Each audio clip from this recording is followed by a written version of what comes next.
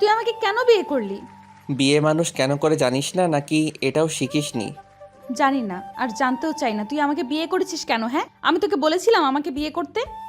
তোর না হয় বিয়ে করার ইচ্ছা নেই, কিন্তু আমার তো আছে। বিয়ে করার ইচ্ছা থাকলে তুই অন্য কাউকে বিয়ে করতি, কিন্তু আমার মতো একটা নিষ্পাপ মেয়েকে কেন শেষ পর্যন্ত তোর বিয়ে করতে হলো? ওরে আমার নিষ্পাপ রে, তুই নিষ্পাপ হলে বাচ্চা মেয়েগুলো কি? হ্যাঁ, একদম আমাকে এসব বলবি না। তুই কিন্তু রীতিমতো ইনসাল্ট করছিস আমাকে। এভাবে বলতে পারিস না তুই। তোমাকে এভাবে না বললে কিভাবে বলবে? বাবু সোনা জান কলিজা বলে ডাকবে? ওকে, ওইভাবেই ডাকবো। আমি তোরে ঢং দেখতে চাই না। তুই আমাকে কেন বিয়ে করেছিস কুত্তা? আমি তোকে বলেছিলাম নাকি আমাকে বিয়ে কর? আমাকে বিয়ে করার মতো সারা দেশে আর কোনো ছেলে ছিল না, হারামি? তোর মতো কুত্তিকে বিয়ে করার মতো ছেলে নাও থাকতে পারে। তুই কি ভেবেছিস তোকে আমি বিয়ে না করলে অন্য কেউ করতো? কখনোই না। তুই কি ভাবিস আমি সুন্দর না দেখতে? আমি একটা সিটি মারলে আমার পেছনে ছেলেদের লাইন পড়ে যাবে। সেখানে তুই তো কোন ছাড়? কি ভেবেছিস তুই? আমাকে বিয়ে না করলে আমাকে বিয়ে করার জন্য কোনো ছেলে ছিল না? তুই শুধু আমার কাছে একটাবার বলতি, আমি ছেলের লাইন লাগিয়ে দিতাম পেছনে। হ্যাঁ করতি, তোর কাজই তো ওইটা। কুত্তিদের মতো ছেলে কুত্তাগুলোর সামনে গিয়ে লেজ নাড়ানো, যার জন্য কুত্তাগুলো তোর পেছনে ঘুরতে শুরু করতো। আমি কি তোর সম্পর্কে জানি না মনে করেছিস? তুই কি ভাবিস তুই কোথায় কি করে বেড়াস আমি সেটা খেয়াল রাখি না? হ্যাঁ, তা রাখবি না কেন? কারণ তোর তো কাজই হচ্ছে আমার পেছনে গোয়েন্দাগিরি করে বেড়ানো, তাই না কুত্তা? তোর জন্যই আমি একটা রিলেশনও করতে পারিনি, শুধু তোর জন্য। তুই সব সময় আমাকে নজরে নজরে রাখতি। কি সমস্যা কি তোর বলতো? আর শেষ পর্যন্ত বাসায় উল্টোপাল্টা ভুলভাল বুঝিয়ে তুই আমাকে বিয়ে করেছিস।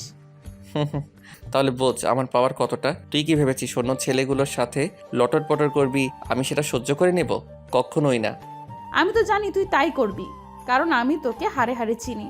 তুই তো একটা কুত্তা, অন্য মেয়েগুলোর সাথে লটর পটর করবি, আর আমি কোনো ছেলের সাথে একটু কথা বললেই দোষ।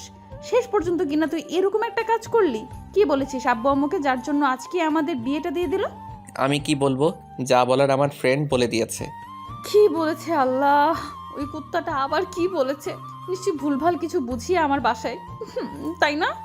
কি বলতে পারে বুঝতে পারছিস না? তোর বাসায় গিয়ে হয়তো বলেছে আমাদের মধ্যে সেই লেভেলের প্রেম চলছে, আর তুই আমাকে ছাড়া বাঁচতে পারবি না, সেই জন্য তুই পাগলামি করিস আর বলিস সুইসাইড করে নিবি। কবে কখন কোথায় আমি বললাম তোর জন্য আমি সুইসাইড করে নেব? আল্লাহ, এর থেকে তো আমি সত্যি মরে যাওয়া ভালো ছিল। তাহলে এই কুত্তাটাকে বিয়ে করতে হতো না। জান, তুমি এমন করে বলতেছো কেন? আমি কি তোমাকে কম ভালোবাসি বলো শোনা? এখন একদম নাটক করবি না।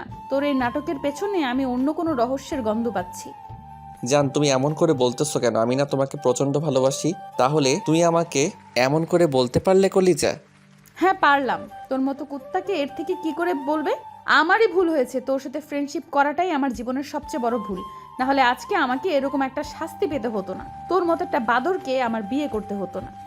জান, তুমি এমন করে কথা বললে আমার কষ্ট হয় না বুঝি? তুমি বুঝতে পারো না আমি তোমাকে কতটা ভালোবাসি সোনা পাখিটা? একদম নাকামি করবি না, আর কোনো নাটক আমার সামনে করতে আসবি না। তাহলে কিন্তু আমার থেকে খারাপ আর কেউ হবে না। আচ্ছা করবো না। এখন শোনো, তুমি রাগারাগি করো না কলিজা, কাছে আসো, আমরা বাসরটা করি কেমন? আমার না খুব আদর আদর পাচ্ছে, তোমার আদর পেতে ইচ্ছা করছে। আজকে আমাকে অনেক আদর দিবে কেমন? তোর ধান্দাটা কি বলতো? এত ঢং দেখাচ্ছিস কেন আজকে? কি হয়েছে সত্যি করে বল। আরে বাবা কি হবে, আমি না তোমাকে ভালোবাসি, তুমি বুঝতে পারো না জান? না না, আমি কিছু বুঝি না আর বোঝার চেষ্টাও করি না। তুই আর এসব কথা আমাকে বলবি না। তাহলে কিন্তু আমি আন্টি আঙ্কেলকে এমন কিছু বলবো যার জন্য ওরা তোকে সেই লেভেলের থেরাপি দিবে। জান, তুমি এমনটা করতে পারবে বলো? তাছাড়া আন্টি আঙ্কেল কাদের বলছো? এখন ওনারা তোমার আব্বু আম্মু হয়ে গেছে, তাই আব্বু আম্মুকে বলবে। উফ, এ তো আমাকে পুরো পাগল করে দিবে। ফ্রেন্ডশিপ হওয়ার পর থেকে না পেরেছি কোনো ছেলের সাথে এক মুহূর্ত কথা বলতে, না পেরেছি এক দণ্ড তোকে ছেড়ে দূরে থাকতে। এখন আবার তুই আমার লাইফে এসেছিস, শেষ পর্যন্ত জোর করে আমাকে বিয়েটাও করেছিস। এখন না জানি আমাকে কতটা জ্বালাবে। আল্লাহ, তুমি আমাকে মাফ করো। জান, তুমি অন্য কোনো ছেলের সাথে কথা বলবে কেন? আমি না তোমাকে প্রচন্ড পরিমাণে ভালোবাসি, আর তাছাড়া তোমাকে জোর করে বিয়ে করব কেন? আমি তো তোমাকে ভালোবাসি বলো, তাই ভালোবেসেই বিয়েটা করেছি। কিন্তু আমি তো তোকে ভালোবাসি না, তুই বুঝতে পারিস না? আমার তোকে এখন অসহ্য লাগছে। তোর জন্য আমি একটা রিলেশনও করতে পারিনি। কতগুলো ছেলে আমাকে প্রপোজ করেছে, তুই প্রত্যেকটা ছেলেকে এমন ভাবে মেরেছিস যার জন্য ওরা পরের দিন আর কলেজের মুখও হতে পারেনি। জান, তুমি এর পেছনে শুধু আমার রাগটাই দেখছো, আমার ভালোবাসাটা কি তোমার চোখে পড়ছে না? আমি তোমাকে প্রচন্ড ভালোবাসি, তুমি কি সেটা বুঝতে পারো না কলিজা? বুঝতে পারবো না কেন, অবশ্যই পারি। সেই খুশিতে আমার পটল তুলতে ইচ্ছে করছে। তুমি কি বলতে এমন কথা বলো না কলিজা, আমার কষ্ট হয় না বুঝি? বলছি না কোনো নাটক করবি না, আমার এসব নাটক একদম পছন্দ না। তোর জন্য আমার পুরো লাইফটা হেল হয়ে গেল। উপরওয়ালা যে কুক্ষণে তোর সাথে আমাকে ফ্রেন্ডশিপ করিয়ে দিয়েছিল সেটা উনিই জানেন। ঈশান বুঝতে পারলো মিমকে এভাবে শান্ত করা যাবে না, আর মিম বিয়েটা করতে চায়নি, তাই হয়তো প্রচন্ড পরিমাণে রেগে আছে। এবার ঈশান মিমের দিকে এগিয়ে যেতে লাগলো। ওকে এগিয়ে আসতে দেখে মিম অনেকটা ভয় পেয়ে গেল আর বলতে লাগলো, একদম কাছে আসবে না, তাহলে কিন্তু কি? তাহলে আমার থেকে খারাপ আর কেউ হবে না। আমি কিন্তু চিৎকার করব। আমি তো খারাপটা দেখতে চাচ্ছি, আর বাসরাতে খারাপ কিছু না করলে তো বউকে আদর করা যাবে না, তাই না? আর চিৎকার করবে, করো, কে বারণ করেছে? আমি কি বলেছি যে চিৎকার করা যাবে না? তোমার যত ইচ্ছা আছে চিৎকার করো, আমি কি একটু সাহায্য করব তোমাকে? ঈশানের কথাতে মিমের ভয়টা আরো বেড়ে গেল। ঈশান ওকে কিছু বলতে না দিয়ে ওর এক হাত ধরে একটা হ্যাসকার টান দিয়ে মিমকে নিজের অনেকটা কাছে নিয়ে আসলো। তারপর ওর কোমর জড়িয়ে ধরে চোখের দিকে তাকিয়ে রইল। ঈশানের কর্মকাণ্ড মিম হতভম্ব হয়ে রইল। তখন ঈশান ওর নাকের সাথে নাকটা লাগিয়ে দিয়ে বলতে লাগলো, এমন করে কি দেখো? প্লিজ আমার সাথে উল্টাপাল্টা কিছু করিস না, আমি তোকে স্বামী হিসেবে মানতে পারবো না। আজ মানলে কাল তো ঠিকই মানবে। আর শোনা, এত নাটক করো না তো। আমি তোমাকে ভালোবাসি বলেই বিয়ে করেছি, তুমি কি সেটা বুঝতে পারছো না? আমি কিছু বুঝতে পারছি না, আর বুঝতেও চাই না। তুই প্লিজ আমার কাছে আসিস না। অনেকটা কাছে চলে আসছি, এর থেকে আর কাছে আসা যাওয়া যায় না। তুমি কি আমাকে আরো অনেক বেশি কাছে চাও? আমি জানি তুমি কেন বারণ করছো। আমি যেন তোমার আরো কাছে আসি। সমস্যা নেই, আগে অন্তত একটু আদর করতে শুরু করি, তারপর একসাথে মিশে যাব দুজনে। ঈশানের কথায় মিম আর কিছু বলতে যাওয়ার আগেই ঈশান ওর মুখের একপাশে হাত দিল। মিম বুঝতে পারলো ঈশান কি করতে চাইছে, তাই ও যখনই চিৎকার করতে যাবে তখনই ঈশান ওদের চার ঠোঁট এক করে দিল। ঈশান চকলেটের মতো মিমের ঠোঁটে স্বাদ নিয়ে যাচ্ছে। ঈশান মিমকে ছাড়তে চাচ্ছিল না। মিমের একটা সময় ওর মনে হতে লাগলো ও ঈশানকে ভালোবাসে না, তাছাড়া ও বিয়েতে রাজি ছিল না। আব্বু আম্মু ওকে জোরপূর্বক বিয়েটা দিয়ে দিয়েছে। মিম এবার ধাক্কা মেরে ঈশানকে সরিয়ে দিল। তারপর ঈশান কিছু বলে ওঠার আগেই মিম ওর গালে 2টা থাপ্পড় মেরে দিল। ঈশান অবাক হয়ে ওর দিকে তাকিয়ে রইল, আর মিম রাগী কণ্ঠে বলতে লাগলো, বাজে ছেলে একটা, লুচু কোথাকার। এত সাহস কি করে হয় তুই আমার কাছে আসিস? তোকে বলছি না আমি তোকে ভালোবাসি না, তোকে ভালোবেসে বিয়ে করিনি। তুই ওই বাদর বন্ধুর ভুলভাল কথা বলাতে আব্বু আম্মু জোরপূর্বক তোর সাথে আমার বিয়েটা দিয়েছে। তুই বুঝিস না আমার তোকে সহ্য হয় না? কিন্তু আমি তো তোকে প্রচন্ড পরিমাণে ভালোবাসি, তুই কেন বুঝতে পারিস না? অন্য ছেলেগুলোর পাশে আমি তোকে সহ্য করতে পারি না। কেন তোকে সবসময় চোখে চোখে রাখি? কিসের জন্য তোকে এত বেশি কেয়ার করি? আমি তোকে ছাড়া থাকতে পারবো না, আর ভালোবাসি বলেই বিয়েটা করেছি। তোকে আমি প্রচন্ড পরিমাণে ভালোবাসি, যেটাকে বলে পাগলের মতো ভালোবাসা। তুই আমাকে একটু বোঝার চেষ্টা করিস না? বললাম না আমি তোকে ভালোবাসি না, তুই কেন বুঝতে পারিস না? তোকে আমার এখন সহ্য হচ্ছে না। তুই কেন এরকম একটা কাজ করলি? তুই আমার ফ্রেন্ড ছিলি, সেটা আমার কাছে অনেক ভালো ছিল, কিন্তু ফ্রেন্ডের বাইরে তুই অন্য কিছুর চেষ্টা করলি কেন? বললাম না আমি তোকে ভালোবাসি, তোকে ছাড়া থাকতে পারবো না বলে এরকম একটা কাজ করেছি। এখন তুই আমাকে ভালোবাসলেই তো হয়, নাকি তুই আমাকে ভালোবাসিস না? বল, তুই বুকে হাত দিয়ে বলতে পারবি তুই আমাকে ভালোবাসিস না? আজব, আমি তোকে ভালোবাসতে যাব কেন? তুই বুঝিস না? তোকে আমি ভালোবাসা তো দূরে থাক, তুই এরকম একটা কাজ করার পর তোকে কখনো আমি আর বন্ধুর চোখেও দেখবো না।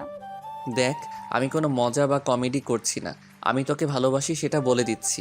আর শোন, 2 দিন পর তুইও আমাকে ভালোবাসবি, আর এত বেশি ভালোবাসবি যে আমাকে ছেড়ে দূরে থাকতে পারবি না।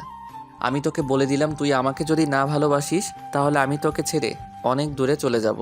তোর সেই আশাটা কখনো পূরণ হবে না। আর শোন, তুই ভুলেও আমার কাছে আসার চেষ্টা করবি না, কারণ আমি তোকে সহ্য করতে পারি না। আর যদি তুই জোর করে কিছু করার চেষ্টা করিস তাহলে আমাকে সারা জীবনের জন্য হারাবি, আর আমি তোকে একটা কাপুরুষ ভেবে যাব। আর জানিস তো, পুরুষদের জোর করে কিছু করা ছাড়া আর কোনো উপায় থাকে না। মিমের কথা ঈশান একটু হেসে তারপর রুম থেকে বেরিয়ে গেল। ঈশান মিমকে পছন্দ করে আর ভালোবাসে, সম্পর্কে ওরা ফ্রেন্ড ছিল, কিন্তু আজকে ও ঈশানের একটা ফ্রেন্ডের কারণে ওদের বিয়েটা হয়েছে।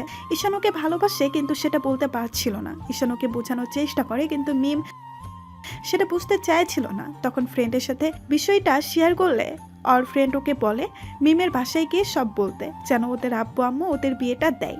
ঈশানের ফ্রেন্ড মিমের বাসায় গিয়ে ভুলভাল কিছু একটা বলে দিয়েছে, যার জন্য ওদের আব্বু আম্মু বিয়েটা তাড়াতাড়ি দিয়েছে। যেন বিষয়টা বাড়াবাড়ি হয়ে না যায়। বিয়েটার পর থেকে মিম ঈশানকে দু চোখে সহ্য করতে পারে না। মিম উঠতে বসতে ওর সাথে রাগারাগি করে। এই বিষয়টা নিয়ে প্রচণ্ড পরিমাণে টেনশনে আছে ঈশান, তাই সবসময় ওর মন খারাপ থাকে। ঈশান অনেক ভেবেচিন্তে ডিসিশন নিয়েছে ও মিমকে আর চালাবে না, তাই মিমের বদলে অন্য কাউকে ভালোবাসার চেষ্টা করবে। তাই ঠিক তেমনটাই করতে শুরু করে দিয়েছে। মিম একদিন কলেজে যায়, গিয়ে দেখে ঈশান একটা মেয়ের সাথে হাসাহাসি করে কথা বলছে। বিষয়টা দেখে প্রথমে মিমের তেমন কোনো রিয়াকশন না পেলেও পরবর্তীতে যখন মিমের বান্ধবীগুলো ওকে শুনিয়ে শুনিয়ে বলছিল যে ওর হাজব্যান্ড নাকি অন্য মেয়ের সাথে এরকমভাবে মেলামেশা করছে, তখন মিম বেশ জেলাস ফিল করছিল।